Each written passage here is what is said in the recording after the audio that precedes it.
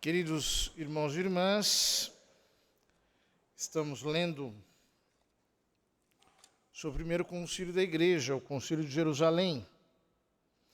Chegamos ontem ao versículo 6. O texto diz: depois de longa discussão, Pedro levantou-se e falou. Então vejam, Pedro não faz apenas um discurso inaugural. Após a discussão entre todos, ou seja, houve um verdadeiro debate ali em Jerusalém, na igreja de Jerusalém, Pedro toma a palavra como alguém que vai fechar a questão.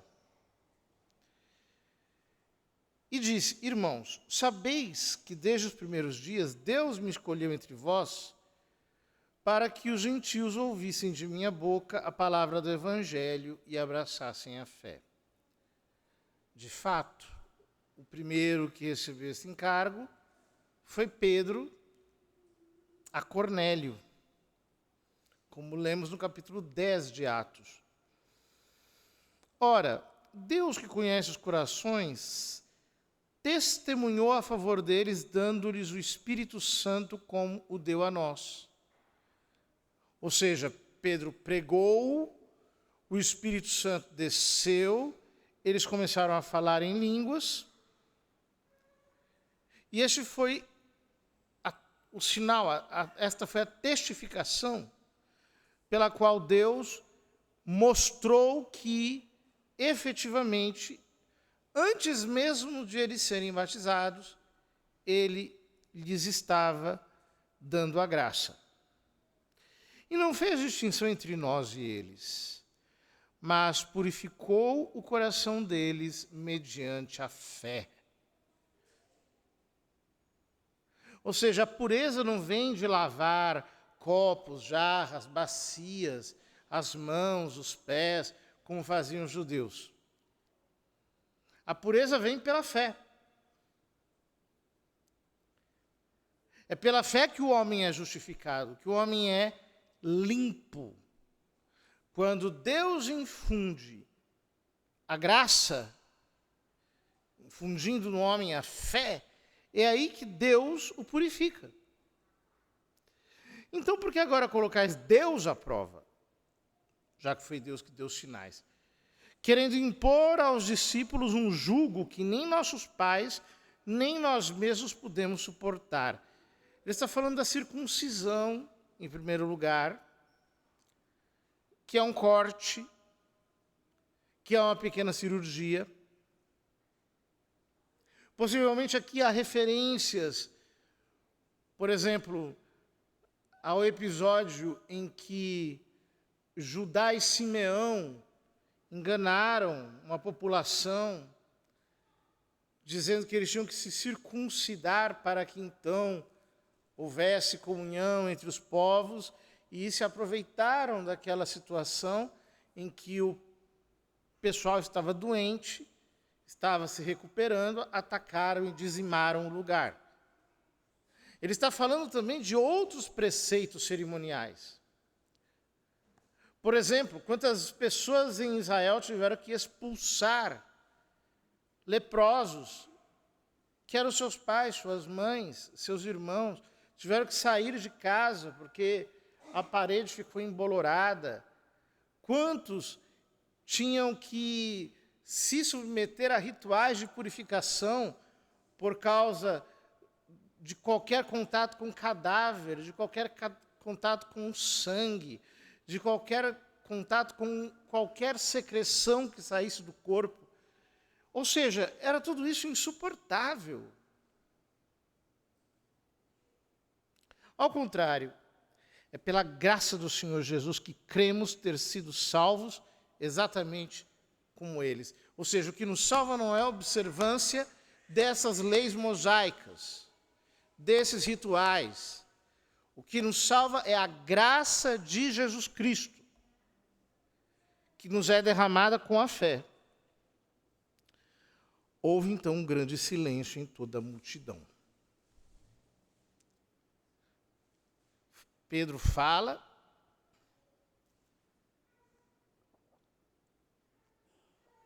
Ele tem autoridade. A igreja cala. Ouviram Barnabé e Paulo contar todos os sinais e prodígios que Deus havia realizado por meio deles entre os gentios. Ou seja, Pedro e Paulo não vão lá ensinar uma doutrina. Eles contam. Olha, eu estava em Antioquia da Psídia, um homem lá, de repente a fé entrou nele, é paralítico, foi curado. Outros, pagãos, depois que fomos rejeitados pelos judeus, acolheram a palavra, ela deu fruto no coração deles. Eles foram regenerados. Ou seja, notem como os milagres aqui entram, não apenas como um efeito colateral, mas como a própria justificativa da posição que a igreja tem que tomar. Em outras palavras, Deus está fazendo assim. Nós vamos contrariar o que Deus está fazendo, nós vamos colocar Deus à prova, nós vamos exigir dessas pessoas aquilo que Deus não exige delas para purificá-las, para salvá-las. Ou seja, basta discernir o que Deus está fazendo. Olha a ação divina. Porque ele está falando por meio das suas obras. Quando Barnabé e Paulo terminaram de falar, Tiago tomou a palavra e disse, vejam, no capítulo 12 víamos como Tiago, filho de Zebedeu, irmão do evangelista João, foi martirizado por Herodes, que o jogou do alto do templo e ele morreu. Este Tiago é outro Tiago, é o chamado Tiago menor, aquele que é o irmão do Senhor, parente de Jesus, junto com Judas Tadeu, parente de Jesus, e Simão também, parente de Jesus. Tiago tomou a palavra e disse, irmãos, ouvi-me. Simeão acaba de nos lembrar, ou seja, ele referenda a palavra de Pedro, ele concorda com a palavra de Pedro, ele se submete ao juízo de Pedro. Simeão acaba de nos lembrar como desde o começo Deus escolheu dentre as nações um povo dedicado ao seu nome. Isso concorda com as palavras do profeta, pois está escrito, ou seja, enquanto Pedro falava, enquanto Paulo e Barnabé falavam, um versículo saltou no coração de Tiago. Uma confirmação. Uma palavra instantânea que Deus fez surgir no espírito dele. E essa base bíblica é a base daquilo que ele vai sugerir depois. Ele cita o profeta Amós. Depois disso eu voltarei e reconstruirei a tenda de Davi que havia caído.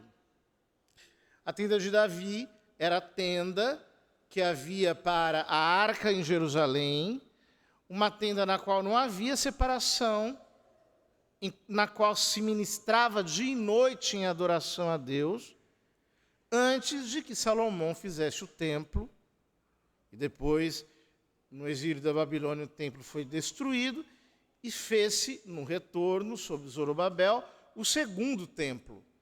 Ou seja, Deus está falando daquele tabernáculo de Davi, no qual acontecia a adoração 24 horas.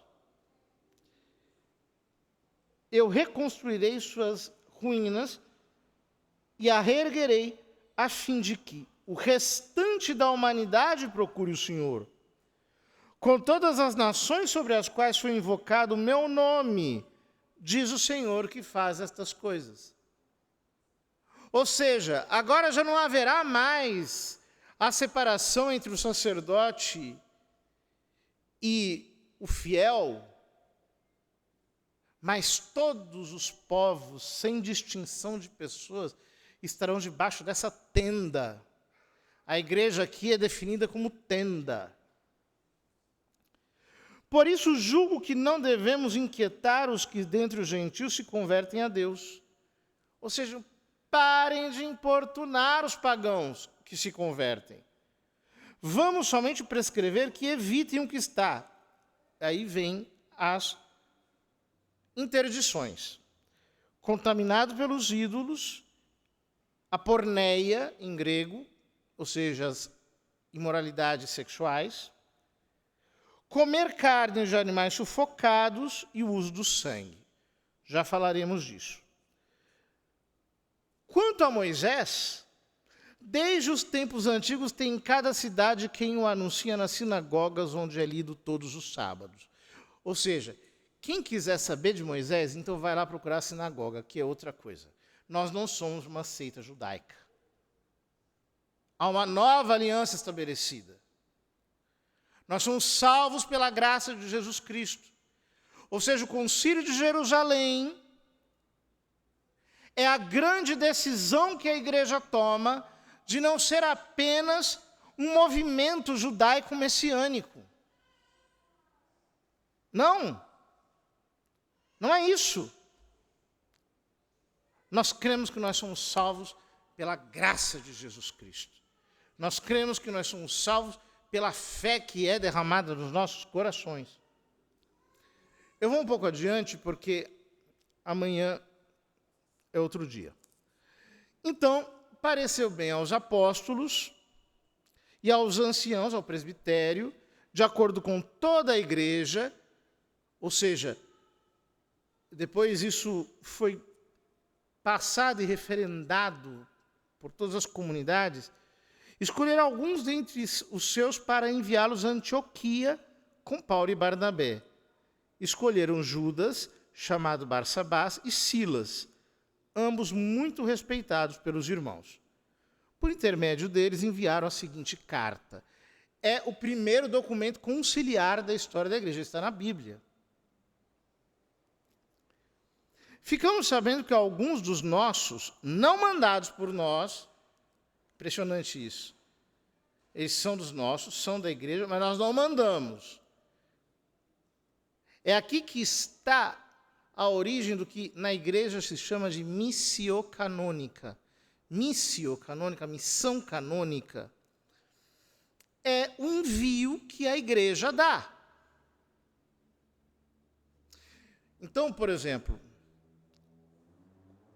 é por isso que o Papa nomeia os bispos, porque lhes dá a missio canônica para que eles possam exercer legitimamente o episcopado. É por isso que os bispos nomeiam os padres, e cada padre recebe uma missio canônica, uma missão. Por quê? Jesus disse, assim como o Pai me enviou, eu também vos envio. Sicut pater misit me, ou seja, como o Pai me enviou, me missionou, eu também vos missiono, vos comissiono, vos envio. Este é um princípio constitutivo da igreja. Em Romanos capítulo 10, São Paulo diz, e como pregarão se não forem enviados? É por isso que o Concílio de Trento diz que todo pregador que o faz sem missio canônica é ladrão e salteador. Não importa quantas coisas bonitas você fale, se não tem a missio da igreja, é ladrão e salteador, como esses irmãos que se introduziram em Antioquia para tentar judaizar a igreja. Ficamos sabendo que alguns dos nossos, não mandados por nós, causaram em vós perturbações com palavras que transtornaram vosso espírito. Então decidimos de comum acordo escolher alguns representantes e mandá-los até vós, junto com nossos queridos irmãos Barnabé e Paulo. Homens que arriscaram a vida pelo nome de nosso Senhor Jesus Cristo. Ou seja, agora sim, eles estão enviando núncios, representantes, arautos, emissários em seu nome. Por isso estamos enviando Judas e Silas, que pessoalmente vos transmitirão a mesma mensagem. Pois decidimos, o Espírito Santo e nós, uau, que formulação absurdamente poderosa. Os apóstolos, a igreja ali constituída, é a igreja de Jesus Cristo. A igreja não vai surgir depois. Aquilo já é a igreja. Os apóstolos, o presbitério, que na verdade eram os primeiros bispos, os primeiros sacerdotes. Os apóstolos dizem, decidimos, o Espírito Santo e nós. Primeiro concílio da igreja.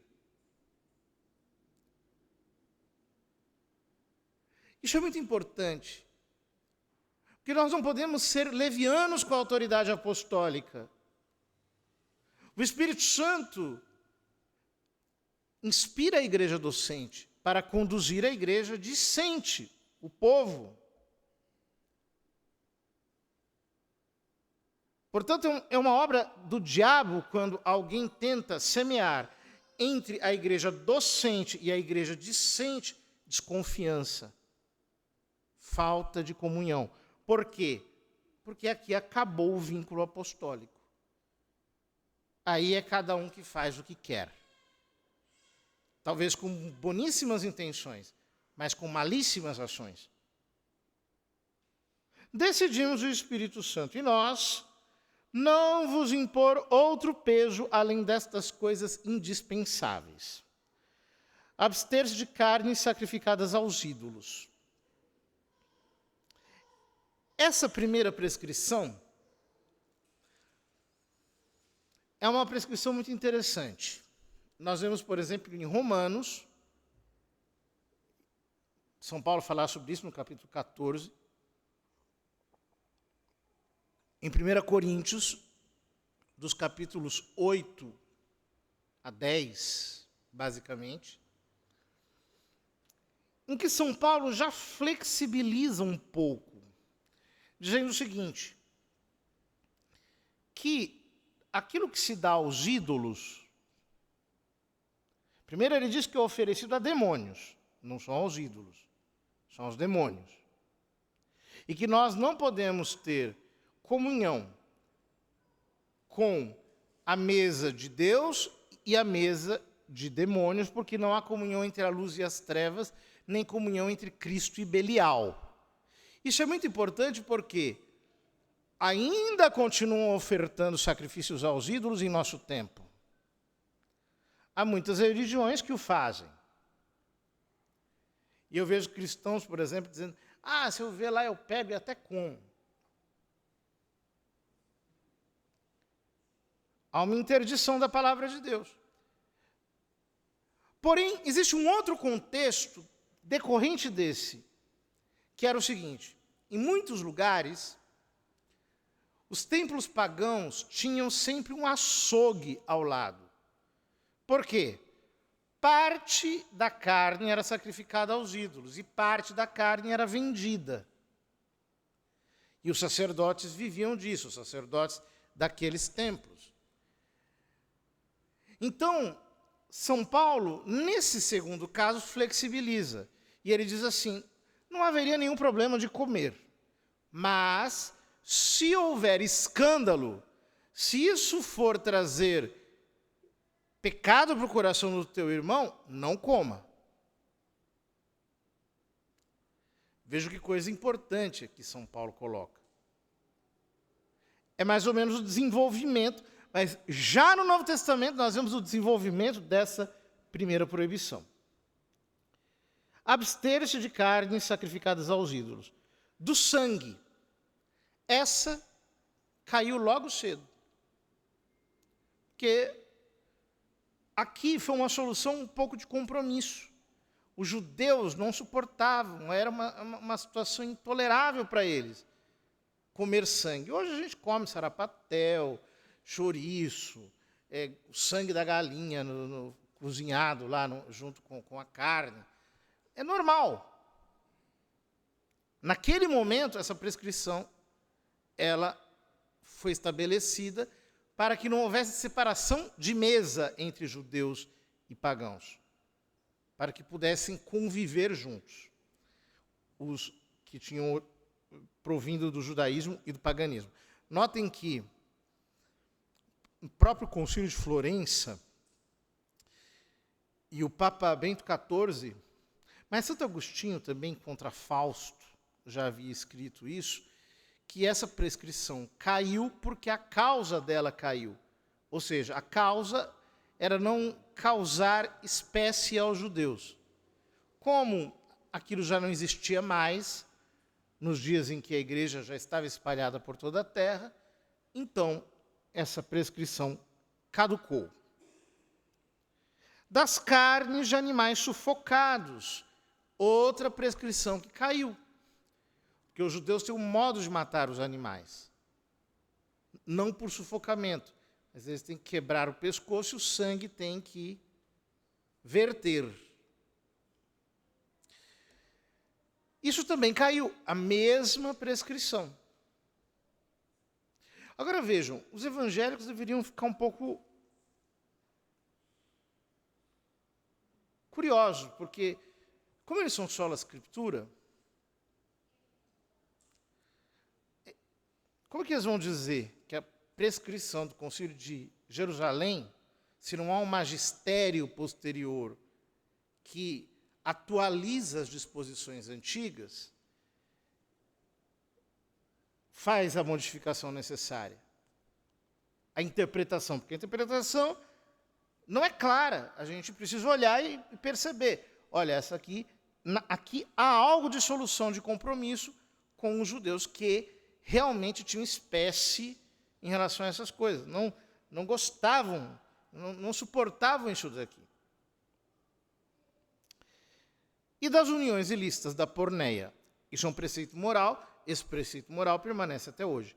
Ou seja, o matrimônio é apenas entre um homem e uma mulher. Ponto final. Fareis bem se evitardes essas coisas. Passai bem. Termina a primeira carta conciliar da igreja.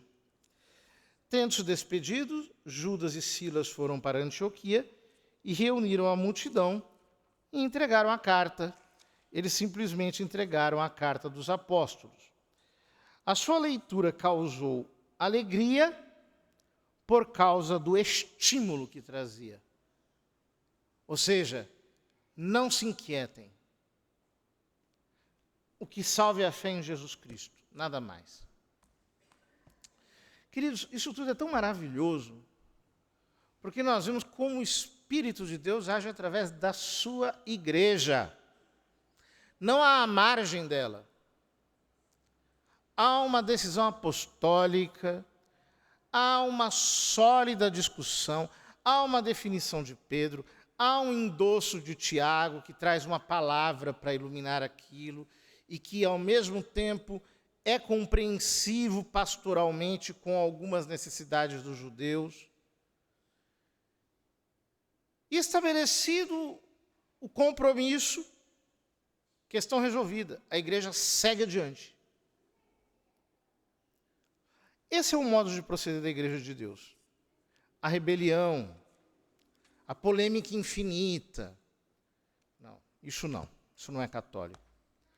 Vamos pedir ao Senhor que nos ajude, a partir do espírito de Atos, a conservar a unidade da fé e a jamais perder a unidade da ação apostólica na Igreja de Deus.